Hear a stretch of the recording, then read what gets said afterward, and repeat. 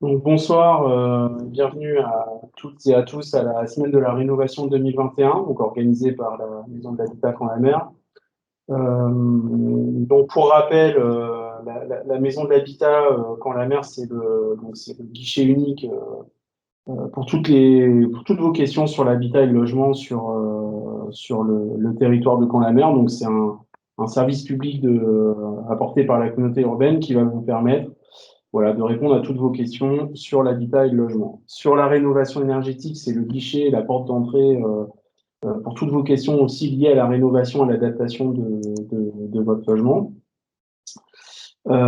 Et donc, ce guichet, il fonctionne en partenariat avec des conseillers partenaires, donc sont Biomasse Normandie, Solia et le CDHAP. Donc, nous sommes ensemble pendant 1 heure pour parler de l'adaptation du logement à la perte d'autonomie. En introduction de ce webinaire, je souhaiterais encore une fois remercier les conseillers partenaires de la Maison de l'Habitat, donc Solia, CDHAP, Biomasse Normandie, pour leur participation à cette semaine de la rénovation. Merci à Tar et merci à Estelle pour leur participation et la présentation qu'ils vont nous faire lors de ce webinaire. Merci à tous les internautes qui nous rejoignent. Donc, avant de débuter la présentation, quelques rappels. Donc, évidemment, les webinaires sont enregistrés, donc vous pourrez accéder au replay sur la page Habitat de Camp la Mer. Vous pouvez poser vos questions dans l'outil chat de Teams et nous les poserons à nos deux experts qui sont là aujourd'hui, ce soir. Donc, sans plus attendre, nous allons laisser la parole à nos deux conseillers de Solia qui vont nous présenter les solutions et les aides financières à l'adaptation du logement à la perte d'autonomie.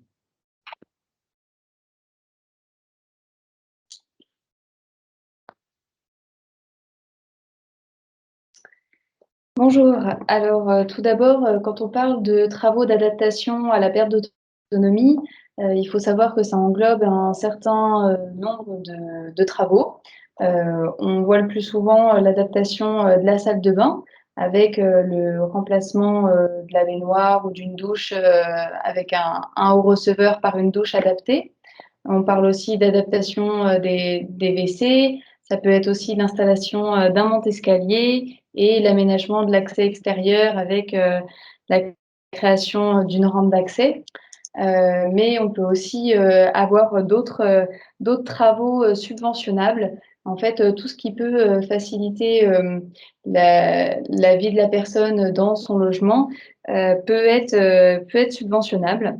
Donc, par exemple, le remplacement des volets roulants par le remplacement des volets roulants manuels ou des volets battants par des volets roulants électriques, ça peut être un type de travaux pris en charge. Le fait également de remplacer son portail ou sa porte de garage manuelle par des équipements électriques.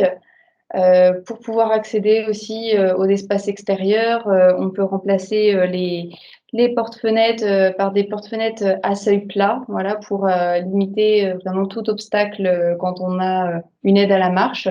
Et puis, ça peut être aussi aménager les circulations intérieures en élargissant les portes, en aménageant des pentes douces lorsqu'il y a des marches dans les maisons anciennes, par exemple. Donc, voilà, tout ce qui peut vraiment faciliter la vie de la personne dans son logement peut être pris en compte dans le cadre des aides. Euh, donc, pour être éligible à ces aides, il y a certaines conditions. Donc, il s'agit de conditions de ressources. Donc, il y a des plafonds de revenus fixés par l'ANA, en dessous desquels on est éligible aux aides. La typologie des travaux aussi envisagés dont ma collègue Estelle vient de vous parler. Lors du premier contact, que ce soit avec à la maison de l'habitat ou en permanence, on verra ça un peu plus tard, il faudra avoir son avis d'impôt avec soi pour pouvoir juger de cette éligibilité. Il faut bien savoir que chaque dossier est unique, de par les travaux, de par les subventions mobilisables et les financeurs qu'on peut solliciter. Dans le cas où on dépasse les plafonds de ressources, il y a une possibilité de visite gratuite, avec notre ergothérapeute, donc Estelle, qui est juste à mes côtés. On détaillera après son rôle voilà, lors de cette visite. Ce qui est très important, euh, il ne faut pas signer les devis et ne surtout pas commencer les travaux avant l'obtention des accords d'aide.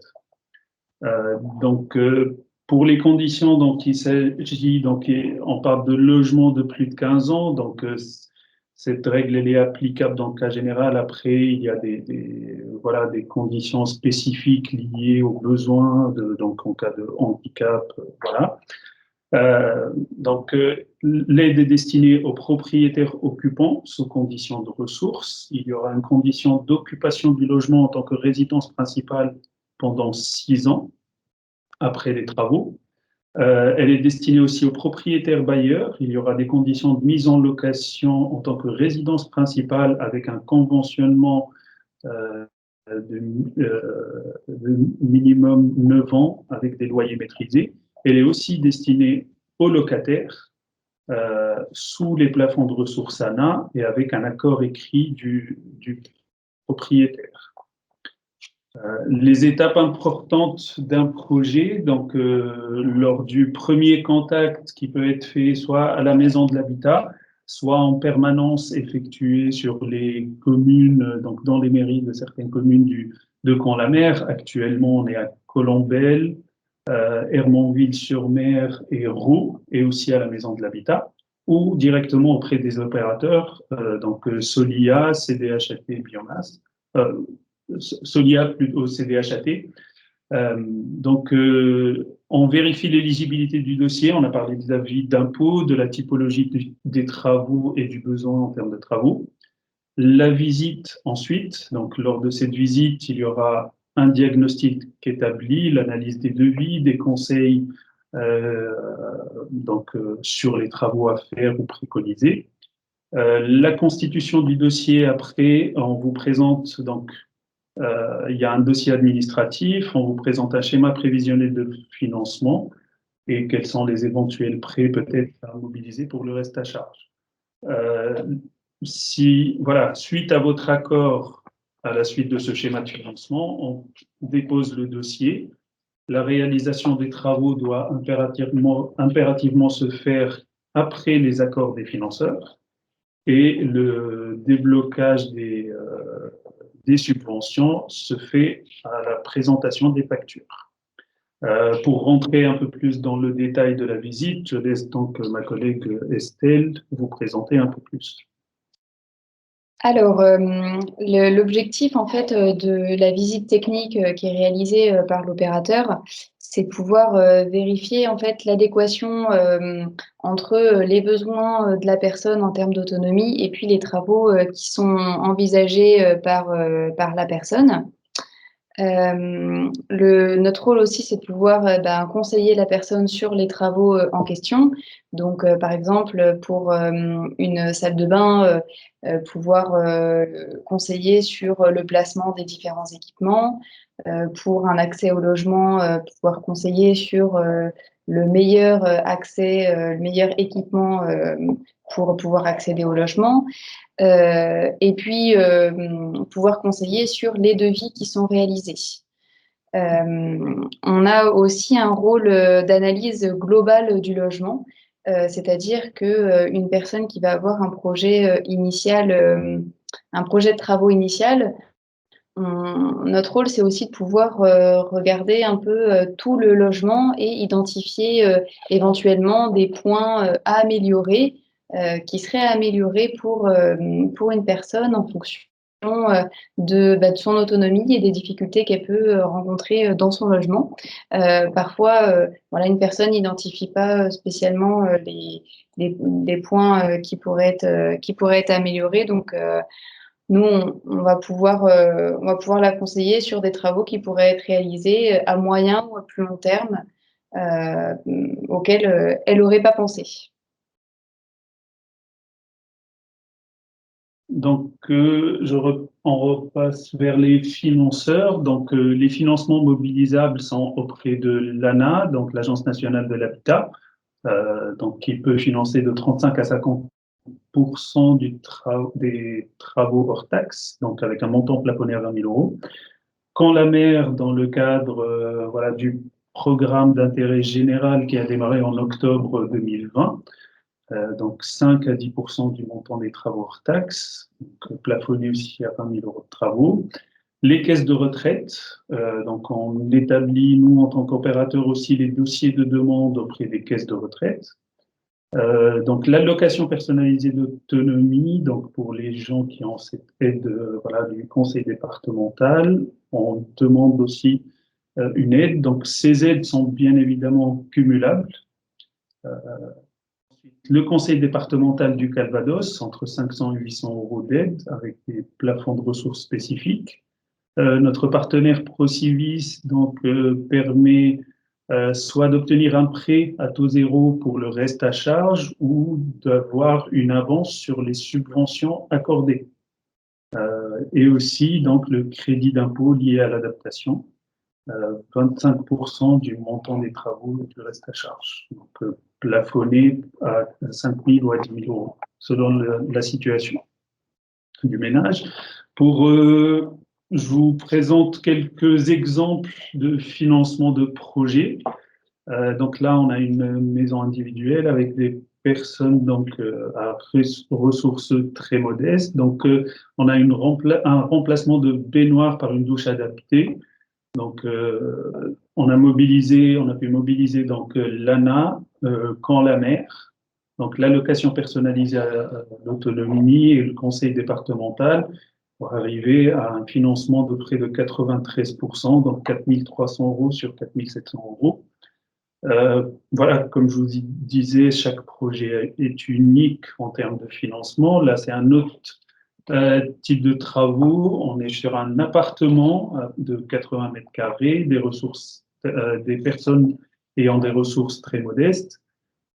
Donc là, la grille de ressources, elle est à retrouver soit auprès de nous lors de rendez-vous en la permanence ou par téléphone, soit sur le site de la Maison de l'Habitat.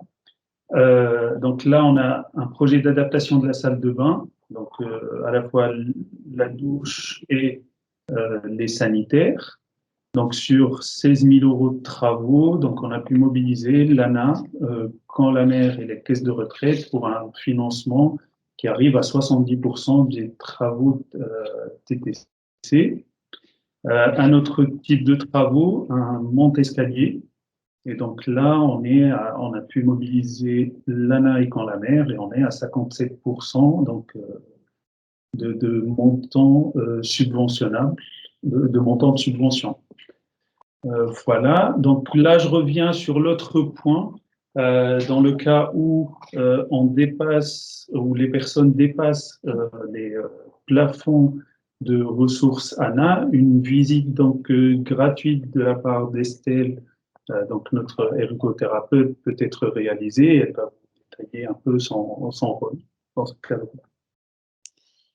Effectivement, depuis une petite année, on a un dispositif qui est financé par la conférence des financeurs du Calvados, qui permet en fait de pouvoir réaliser des visites à domicile pour des personnes qui souhaitent être conseillées dans leur projet de travaux d'adaptation, mais qui dépassent les plafonds des aides financières. Donc, c'est une visite gratuite d'un ergothérapeute. Donc, un ergothérapeute, c'est quoi? C'est qui? C'est un professionnel de santé diplômé d'État qui intervient auprès de personnes qui ont des difficultés dans la réalisation des activités de la vie quotidienne. Donc, les activités de la vie quotidienne, c'est les déplacements, la toilette, l'habillage, la prise des repas, etc. Une personne qui va rencontrer des difficultés pour réaliser ces activités dans son logement, on peut être amené à lui conseiller des moyens de compensation en termes de matériel, mais aussi en aménagement du logement. Et donc, un ergothérapeute qui intervient par rapport à un projet de travaux. L'objectif de la visite à domicile, c'est d'évaluer les capacités et incapacités de la personne. Donc, on analyse ses besoins On analyse aussi l'environnement social, donc est-ce que la personne a une aide à domicile, quel est son entourage familial, quels sont voilà, les types de professionnels qui interviennent. Et puis, on met tout ça en lien avec l'environnement physique, architectural, donc le logement. Quelles sont les difficultés que la personne peut rencontrer dans son logement. Et à partir de ça, ben, on effectue des préconisations. Donc les préconisations, elles peuvent être soit de l'ordre d'aménagement du cadre bâti. Donc on peut faire des préconisations à court, moyen et long terme. Il y a des aménagements qui vont être nécessaires à court terme pour favoriser l'autonomie de la personne. Et puis d'autres aménagements à moyen et long terme qu'il faut anticiper pour que la personne puisse rester le plus longtemps chez elle. On peut être amené à conseiller la personne par rapport à des aides techniques, du matériel en complément des travaux, des astuces gestuelles et posturales, c'est-à-dire une personne qui, par exemple, va avoir des problèmes de dos, on peut lui conseiller des postures à avoir pour avoir moins mal au dos. Et puis, l'objectif, c'est de pouvoir orienter vers d'autres services si besoin. Donc, les services d'aide à domicile, la téléassistance, le portage de repas, voilà, d'autres aides qui peuvent permettre à la personne de rester le plus longtemps chez elle. Et donc, toutes ces préconisations, on les récapitule dans un compte-rendu de visite qui est envoyé par la suite à la personne, avec éventuellement un croquis s'il y a un projet de travaux, des photos de matériel, des estimations de coûts d'aménagement. Voilà, on récapitule un petit peu tout ce qui est ressorti de la visite. Donc, c'est voilà, c'est une visite qui est assez détaillée et globale et qui permet voilà, aux personnes qui n'ont pas accès à la visite technique d'un opérateur lors des aides financières de pouvoir bénéficier d'un conseil gratuit. On vous remercie pour votre attention et s'il y a des questions. Merci pour cette présentation qui a été très intéressante et enrichissante. Je vous propose donc, oui, de prendre quelques questions. Alors, moi, j'en ai quelques-unes à vous poser. Par exemple, la première, c'est est-ce qu'une certification particulière des entreprises est demandée par les financeurs? Alors, pour les projets donc d'adaptation des logements vieillissement, on n'a pas de certification exigée pour la demande de subvention. D'accord, merci. Est-il demandé par les financeurs de réaliser plusieurs devis pour le même poste de travaux? Alors, il est préférable de réaliser 2-3 devis pour comparer, aussi bien au niveau du prix, aussi bien au niveau de la qualité de la réalisation. Donc, lors de la visite, Estelle aussi pourrait intervenir si besoin, mais on compare, on donne le conseil sur les différents devis, sur l'application, le respect des normes donc sur les devis. Voilà, il y a certains critères à avoir pour une douche, effectivement, un receveur extra plat ou une douche à siphon de sol. On fait attention aux dimensions de la douche pour pas qu'elle soit trop étroite, mais en tenant compte de la taille de la salle de bain. Voilà, on a vraiment un œil sur le devis pour que ça corresponde vraiment au projet de la personne. Et donc, j'entends qu'il est très important de faire plusieurs devis, j'imagine. C'est vous qui analysez les devis. Donc, c'est Solia qui s'occupe d'analyser les devis et de voir quel est le devis le plus adapté au projet du ménage, son adaptation. Alors, donc, nous, on a un rôle de conseil. Oui. Après, la personne est libre de choisir l'artisan qu'elle souhaite. Mais effectivement, on la conseille sur le devis le plus adapté à sa situation. D'accord. Comment savoir si un devis respecte les normes techniques? Je pense qu'on y a répondu un peu, oui. Alors, on a une question. Bonjour, à partir de quel âge peut-on bénéficier des différentes aides? Alors, c'est à partir de 60 temps, donc on peut bénéficier des aides mentionnées. Après, voilà, les conditions des personnes, donc une personne ayant un handicap peut aussi profiter de ces aides-là. Il y aura la condition de revenu. D'accord. Donc, avant 60 ans, quand on est une personne à la mobilité réduite, ayant besoin vraiment d'adapter son logement. D'accord. Donc, ça peut être aussi un élément qui peut être en faveur de l'obtention de subventions. Comme la condition tout à l'heure aussi évoquée des logements ayant plus de 15 ans. Donc, si une personne qui a besoin de ces travaux, sauf que son logement il n'est pas aussi ancien, ça peut être un cas spécifique aussi accepté. Sachant que j'ajoute qu'effectivement, il faut avoir une reconnaissance MDPH de la Maison départementale des personnes handicapées. D'accord, d'accord. Donc ça, c'est important. Avant 60 ans, voilà, il faut un justificatif de handicap. D'accord. Très bien, merci pour cette réponse. Alors, on a un cas concret. Ma mère est une personne âgée. Vous me demandez de signer un engagement pour vivre dans le logement 6 ans suite aux travaux. Alors là, voilà, cette condition se présente aussi, hein, mais alors l'ANA demande qu'on occupe le logement 6 ans après les travaux de résidence principale, mais il y a des cas spécifiques. Voilà, l'objectif derrière la logique d'habiter le logement, c'est de ne pas faire les travaux pour vendre le logement. Oui. Après, bien sûr, il y a toujours des conditions spécifiques, voilà, de décès, autres parcours de vie. Donc, il y aura une tolérance, voilà, l'acceptation du dossier de toute façon. D'accord. Je vous propose une dernière question. Est-ce que les financements cités sont cumulables? Alors oui, les financements qui sont cités, donc qu'on a cités tout à l'heure sur la diapo, donc sont cumulables. D'accord. Eh bien, me reste à vous remercier pour cette présentation et votre participation. Alors, pour votre information, on a des visites de chantier qui vont se dérouler donc toute la matinée du samedi, dont une visite dédiée à l'adaptation du logement à la perte d'autonomie. Donc, pour en savoir plus, je vous invite à aller sur le site de la Maison de l'Habitat, rubrique Habitat du site de Caen-la-Mer, pardon. D'ici quelques jours, les webinaires donc, seront disponibles sur la page Habitat de Caen-la-Mer. Avant de vous quitter, un rappel. Donc évidemment, si vous avez une question, une demande d'information sur votre projet de rénovation ou d'adaptation de votre logement, vous pouvez rencontrer des équipes de la Maison de l'Habitat du lundi au vendredi et sans rendez-vous ou nous appeler au numéro qui est indiqué sur le diaporama. Tard l'a rappelé, mais on a évidemment des permanences des conseillers partenaires de la Maison de l'Habitat qui sont organisées tous les jeudis au sein de la Maison de l'Habitat et des permanences en commune. Tard a rappelé les communes qui sont aussi proposées. Alors, toutes ces permanences, il faut savoir qu'elles sont sur rendez-vous.